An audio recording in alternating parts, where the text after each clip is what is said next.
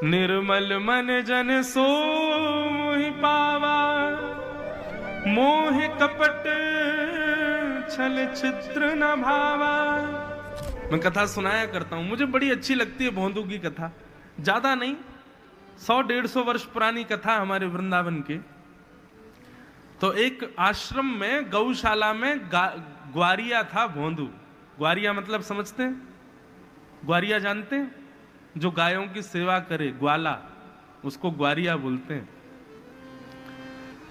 तो ग्वाला था भोंदू। उसका नाम तो कुछ और था, पर उसको सब लोग विद्यालय में प्रेम से भोंदू भोंदू बोलते थे। क्यों? इतना सीधा था, अगर उसको बोल दो, बोले भोंदू रात हो गई, और भले ही सुबह के 12 बज रहे हो तो वो यही मान लेता रात ही हो गई होगी, सो जाता। पर उसका नियम था, वो गौशाला में गौ सेवा करता। शाम को 2 घंटे गुरुजी प्रवचन करते थे, और उस प्रवचन में सबसे पीछे बैठता और एक एक शब्द बड़े ध्यान से सुनता। गुरुजी जो कहते सब करता।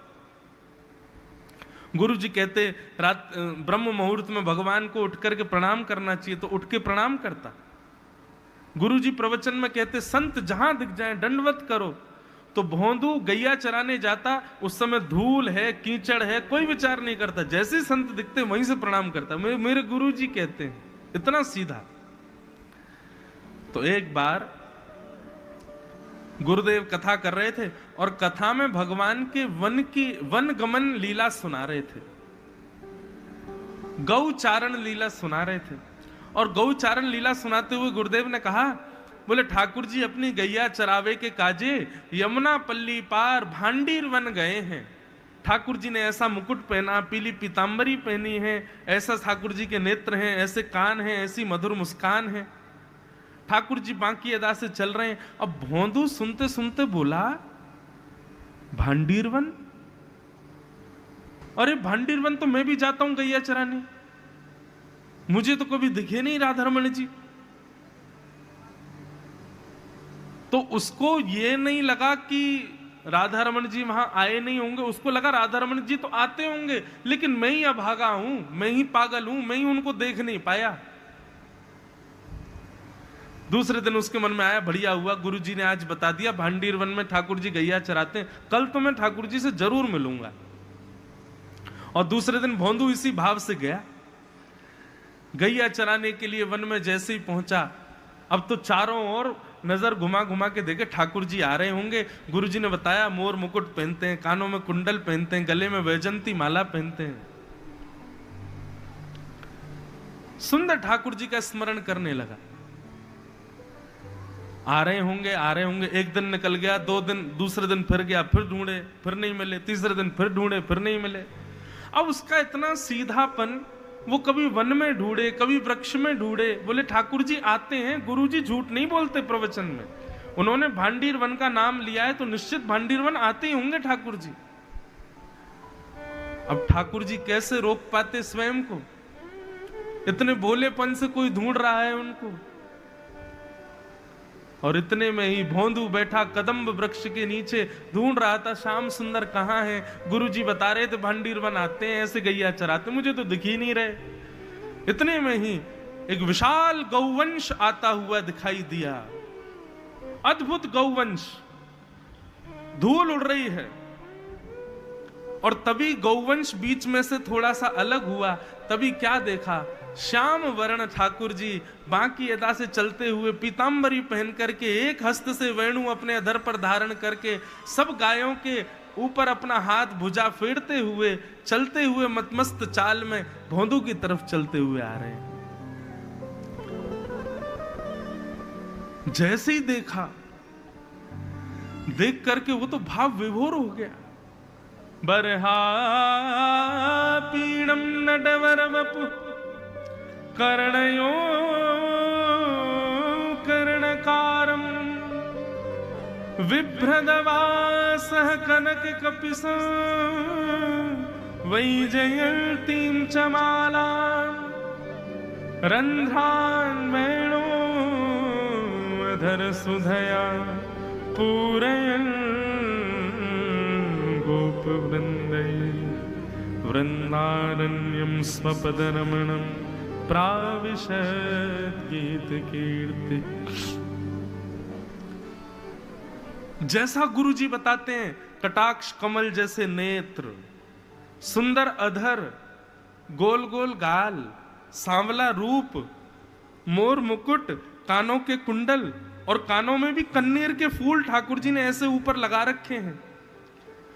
ऊंची ऊंची धोती पहनी है, पैरों में सोने के कड़ूले पहने हैं, बाकी अदा से कभी इधर चल रहे हैं कभी उधर चल रहे हैं, इस प्रकार चाल चलते हुए आ रहे हैं। गैयाओं को रम्हा रहे हैं, गैयाओं के ऊपर हाथ फेर रहे हैं, बीच बीच में वेणु बजा रहे हैं। ये सारे स्वरूप उसको दिखाई दे रहे थे।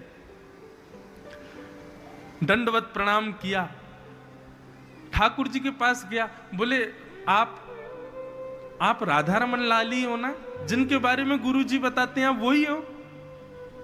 ठाकुर जी मुस्कुराए, बोले हाँ हम वही हैं। बलैया लेने लगा, बोले आप तो गुरु जी जितने सुंदर बताते हैं उससे कई गुना ज्यादा सुंदर हो नाथ, बड़ी कृपा। मैं बड़ा अभागा, इतने दिनों से भांडीरवन आता, कभी आपको देख ही नहीं पाया, पर आज आपने ही कृपा की होगी जरूर मुझ पे, जो आप मेरे सामने आ गए। भगवान बोले अब देखो, ज्यादा हमारी प्रशंसा मत करो, खावे पीवे की कोई व्यवस्था है तुम्हारे पास? भूख लगी है हमको। अब तो भोंदू बोल, अरे आओ ना ठाकुर जी, मैं पवाता हूं। ठाकुर जी को अपना गमछा बिछा के बैठा दिया। ठाकुर जी उसके नेत्रों में देख रहे हैं, और भोंदू कभी कुछ खोले कभी कुछ निकाले, जो भी सामग्री, अचार रोटी जो भी था उसके पास, ठाकुर जी के सामने सजा दिए। बोले भगवान यही रूखा सूखा है, गुड़ है, रोटी है, मक्खन है, आप पा लीजिए। भगवान तो लगे प्रेम से पाने, भोंदू उनके रूप को ही देख रहा, कैसे खा रहे हैं, कैसे बोल रहे हैं, कैसे नेत्र घुमा रहे हैं। ठाकुर जी रोटी खा करके बोले, अरे भोंदू भैया हमारी ना एक बात सुन। बोले कहा, कल तने ज्यादा सी रोटी लाइयो भैया, भूख लग रही है, हमारा पेट तो भरो ही ना है, हम तो तेरे बट की रोटी भी खा गए। भोंदू बोला भगवान मैं कल और ले आऊंगा, आप मिलेंगे ना मुझको? भगवान बोले जरूर मिलेंगे, आज से तुम हमारे मित्र हो। भोंदू तो इतना प्रसन्न। ठाकुर जी अपनी गैया लेके चले गए, और यहां भोंदू अपनी गैया लेके आश्रम आ गया। उसने किसी को नहीं बताया, उसको लगा सबको भगवान ऐसे ही मिलते हैं, मुझको पहली बार मिले इतने दिनों में, बाकी ये सब जितने विद्यालय में बालक गुरुजी ये सब पहले दर्शन कर चुके होंगे जरूर। दूसरे दिन भोंदू गया और ज्यादा सामग्री लेकर के वन में। गुरुदेव ने पूछा, भोंदू मुझे रसोईया ने आकर के बताया तुम दुगनी दुगनी सामग्री ले जाते हो। मैं तो जानता हूं तुम्हारी खुराक ज्यादा नहीं है, 2-3 रोटी खाते हो, लेकिन तुम, मैंने सुना है अब तो नाप नाप के रोटियां लेके जाते हो, क्या बात है? भोंदू ने गुरुदेव के चरणों में प्रणाम किया, संकोच में, बहुत संकोच करके बोला, गुरुजी आपके सामने मैं क्या कहूं, आपकी कृपा से जैसे सब बालकों पे कृपा होती है ना, वैसी अब मेरे पे भी होने लग गई है। मैं भांडीरवन गैया चराने जाता हूं, आजकल ठाकुर जी भी गैया चराने आते हैं, और वो मेरे संग ही बैठ के प्रसाद पाते हैं। उनको भूख ज्यादा लगती है, इसलिए मैं थोड़ी सामग्री ज्यादा ले जाता हूं, क्षमा करना। अब वो इतनी सहजता में बता रहा था। गुरुजी बोले नहीं, कौन मिलता है तेरे को वहां पे? बोले ठाकुर जी, श्री राधा रमन लाल, श्री गोविंद देव जी, जिनकी कथा आप सुनाते हो। गुरुजी ने मन में सोचा कोई और बालक बोले तो मैं विश्वास नहीं कर सकता, लेकिन भोंदू कभी झूठ नहीं बोलता। भोंदू ठाकुर जी आते हैं? बोले हाँ गुरुदेव, उनकी गैया ऐसी ऐसी गैया हैं, कोई धौरी गैया है, कोई सांवरी गैया, उन गायों में से भी कस्तूरी की सुगंध आती है गुरुदेव। गुरुदेव बोले और ठाकुर जी कैसे? बोले जैसे आप बताते ना, कमल नेत्र हैं, सुंदर अधरामृत है, 2 कपोल बड़े सुंदर प्यारे प्यारे हैं, पीली पाग पहनते हैं, उस पर मोर मुकुट पहनते हैं, यहाँ कन्नेर के पुष्प लगा के आते हैं गुरुजी, उनमें से चंदन की सुगंधी बहुत आती है। और वो गुरुजी, ठाकुर जी ना बोलने में लगते हैं कृष्ण सांवले, लेकिन वो है नहीं। उनकी कांति तो अत्यंत गोरे व्यक्ति को भी फीका कर देती है, ऐसे सुंदर लगते हैं वो। यहां भोंदू बोलता जा रहा था और सामने बैठे हुए परम ज्ञानी उसके गुरुदेव के हाथ कांपने लगे, होठ कांपने लगे। हाथ पकड़ लिया भोंदू का, भोंदू ठाकुर जी तेरे मित्र हैं? बोले हाँ, वो मुझे अपना मित्र बता रहे थे। अब मेरे अंदर तो योग्यता नहीं है गुरुदेव, सब आपकी कृपा है। भोंदू मेरा एक काम करेगा? बोले क्या? बोले कल की प्रसादी ठाकुर जी की यहीं हो ऐसी व्यवस्था कर। ठाकुर जी को लेके यहां आश्रम पर आ, हमारे सामने, यहां उनको भोजन कराएंगे। भोंदू बोला कल उनको लेके यहां आऊं मैं? बोले हाँ। बोले ये सेवा आप मुझे दे रहे हो? बोले जी। आप मुझे योग्य समझते हो कि मैं उनको ला सकता हूं? गुरुदेव उसको हृदय से लगाए, बोले तू ही ला सकता और कोई नहीं ला सकता भोंदू। तुझे लगता है कि वो सबको मिलते होंगे, लेकिन ये कृपा तेरे ऊपर ही है। कल लेके आना अपने ठाकुर जी को। भोंदू बोला मैं जरूर लाऊंगा। अब भोंदू जैसे ही वन में गया, ठाकुर जी का रोज का उसका मिलने का समय था। भोंदू ने जाकर के ठाकुर जी के लिए सामग्री आदि सजाना शुरू किया। भगवान आके बैठ गए। भोंदू ने रोटी दे दी, मक्खन दिया, गुड़ दे दिया, सब ठाकुर जी के सामने पधरा के ठाकुर जी से बोला जय जय, एक निवेदन करूं? भगवान बोले कहो। बोले जिन गुरु जी की कृपा से आप मुझे मिले, जिन गुरु जी की इच्छा से आपका दर्शन मुझको हुआ, उन गुरु जी ने आज्ञा की है कि आप आश्रम चलो, वहीं प्रसाद पाना। जय जय, आप चलोगे ना मेरे साथ? ये सेवा गुरुजी ने मुझको दी है। वो चाहते तो किसी बालक को कह देते कि ठाकुर जी को ले आओ, उन्होंने किसी से नहीं कहा, मुझको चुना है, तो आप मेरे साथ चलेंगे ना? भगवान बोले तू हमारो मित्र है, तेरे अलावा हमारो कोई ते संबंध ना है। ये गुरुजी फुरजी को बीच में मतलब है। तू हमसे मिलेगा, हम तो से मिलेंगे बस, और कोई से नहीं मिलेंगे हम। और ये बार बार गुरुजी के पास जावे की बात मोते मत करे कर। जैसे ही ठाकुर जी ने मना किया, भोंदू बोला आप गुरुजी के पास नहीं जाओगे? ठाकुर जी बोले नहीं जाऊंगा, मैं तो बस तोते मिलूंगा। बोले उन्हीं की कृपा से आप मुझे मिले हो, उन्हीं के पास नहीं जाओगे? भगवान बोले कह दे ही ना, बस तू हमारो मित्र है, तेरे गुरुजी हम ना जाने। तो ठाकुर जी जो रोटी खा रहे थे, भोंदू ने वो भी हाथ से छीन ली। बोले तो ये भी गुरुजी की है, ये भी मत खाओ, लाओ मक्खन भी दो, ये गुड़ वुड़ सब दो, ये सब गुरुजी का है। गुरुजी से नहीं मिलना तो गुरुजी की सामग्री क्यों खा रहे हो, लाओ सब दो। लपेटने लगे। भगवान बोले आधी रोटी क्यों छीनना भैया, भाई तो खान दे। नहीं नहीं नहीं, गुरुजी का अन्न है भैया, गुरुजी का जल, गुरुजी का अन्न, गुरुजी की रसोई। जब हमारे गुरुजी से इतना बैर आपको, तो उनके रसोई की रोटी क्यों खा रहे हो, छोड़ो इसको। अब ठाकुर जी तो इतने रीझ गए, अरे भोंदू तू तो नाराज है गयो।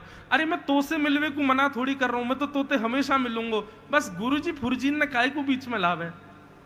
भोंदू बोलो जो मेरे गुरुजी से मिलेगा मैं वही से मिलूंगा, चाहे वो भगवान हो चाहे परमात्मा हो। मेरे गुरुजी से संबंध नहीं तो मेरा भी उससे कोई संबंध नहीं। और पोटली बांध करके अपनी गाय सब इकट्ठी की और ठाकुर जी से अंतिम बार बोला, बोले अंतिम बार फिर पूछ रहा हूं, चलोगे मेरे गुरुजी के पास? ठाकुर जी बोले नहीं गए तो? बोले नहीं गए तो फिर आज के बाद मैं आपसे कभी नहीं मिलूंगा। और हां, मैं तो भांडीर वन आऊंगा क्योंकि यहां मेरी गैया चढ़ती हैं, लेकिन आप कल से यहां मत आना, अपनी गैयाओं को लेकर कहीं और जाया करो। और मुझे यदि पता चला कि आप अपनी गैया लेके यहां आए हो तो फिर देखना मैं क्या करूंगा। भगवान को धमकी देने लगा। एक बार और पूछ रहा हूं, कन्हैया चलोगे कि नहीं? भगवान बोले ये ऐसे ही मुझको डरा रहा है, कहीं नहीं जाएगा। भगवान बोले नहीं जाएंगे। इतने में उसने अपने सारे झोले वोले उठाए और गैयाओं को लेकर के चलता बना वृंदावन की ओर। ठाकुर जी बोले भोंदू मत जावे, लेकिन भोंदू नहीं रुका। अरे भोंदू मेरी बात तो सुन। भोंदू नहीं रुका। अरे भोंदू ने एक बार पीछे मुड़ के देख तो ले। भोंदू नहीं माना। आज पूरे विश्व को अपने प्रेम में विभोर और व्याकुल करने वाले राधा रमण लाल व्याकुल हो रहे हैं। मानो जैसे भोंदू चला गया तो उनका त्रिलोकी का साम्राज्य चला जाएगा क्या, ऐसी स्थिति हो गई ठाकुर जी की। और जैसे ही भोंदू दिखने में अदृश्य होने लगा, थोड़ा दूर पहुंचने लगा, व्याकुल हो गए श्री ठाकुर जी, नहीं रोक पाए स्वयं को, दौड़ करके गए और जाके भोंदू के पीछे कमर से जाकर के लिपट गए और लिपट करके बोले तू जहां ले जाएगा हम जाएंगे, लेकिन तू हमसे दूर मत जावे, तू मुझको छोड़ करके मत जा, तू जहां कहेगा मैं चलूंगा तेरे संग। और जैसे छोटे बालक अपने पिता के पीछे कंधे से लटक जाते हैं ना, ऐसे नन्हे से हमारे सांवरे सलोने श्री राधा रमन लाल भोंदू के कंधे से लटक गए और बोले ले चल अपने गुरुदेव के पास। यहां गुरुदेव अपने आश्रम में बैठे थे और इतने में ही देखा गौशाला में सब आश्रम की गाय आ रही हैं। गुरुदेव ने देखा भोंदू भी आ रहा होगा। जैसे ही आश्रम से बाहर निकल के मार्ग की ओर देखा, देख करके मूर्छित हो गए। गदगद तो बहुत दूर की बात, मूर्छित हो गए, बेहोश होके गिर गए। क्या पाए कि समस्त गायों के बीच में भोंदू ठाकुर जी को अपने कंधे में लेकर के आ रहा है। और जब होश में आए, अपने शिष्य भोंदू को हृदय से लगा लिया। बोले संपूर्ण वेद वेदांत उपनिषद पुराणों का ज्ञान मुझे है। मैंने घर छोड़ दिया, पत्नी बच्चे परिवार सब छोड़ दिए। इतना त्याग, इतना ज्ञान किसके लिए? कि भगवत प्राप्ति हो, लेकिन मुझे नहीं हो पाई। और तो तेरी सहजता ने, तेरी सरलता ने, केवल गुरु के वचनों के प्रति विश्वास ने राधा रमन लाल जी को प्रकट कर दिया तेरे सामने। धन्य है भोंदू तू। और अपने हृदय से लगा करके ठाकुर जी का एक क्षण दर्शन किया, भगवान फिर वहां से प्रस्थान कर। इसलिए हम भले ही विकार अपने बच्चों को सिखाते हैं या अपने अंदर चतुराई ज्यादा लाते हैं कि भाई समाज में सीखना पड़ेगा चतुर होना, विकार युक्त होना, अच्छे बुरे की पहचान होना, ये आदि ये सब, परंतु इससे आप अपनी रक्षा स्वयं कर सकते हो। परंतु यदि आप विकार विमुक्त हो, सब में गुणी देखते हो, सबको अच्छा ही समझते हो, सबके प्रति अपनी चतुराई सामान्य रखते हो, तो निश्चित है आपकी रक्षा की जिम्मेवारी ठाकुर जी ले लेंगे। फिर ठाकुर जी को सरल सहजता प्रिय है, ज्यादा चतुराई उनको भाती नहीं है।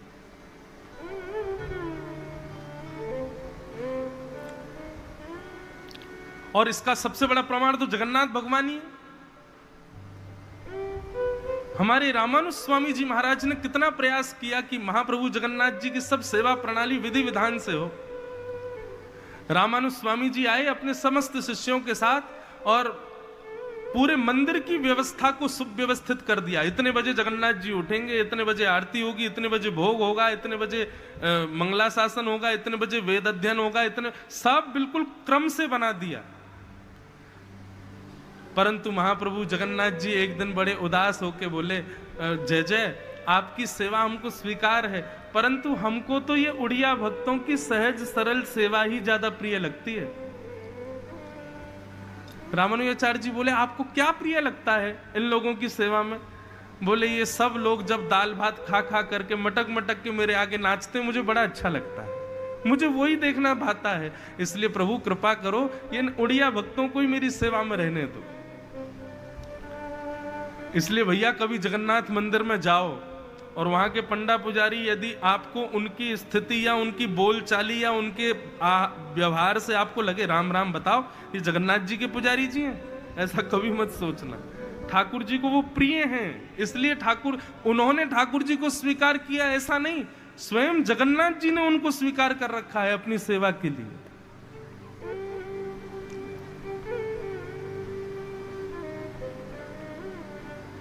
बड़े कृपालु हैं बंधुओं ठाकुर जी।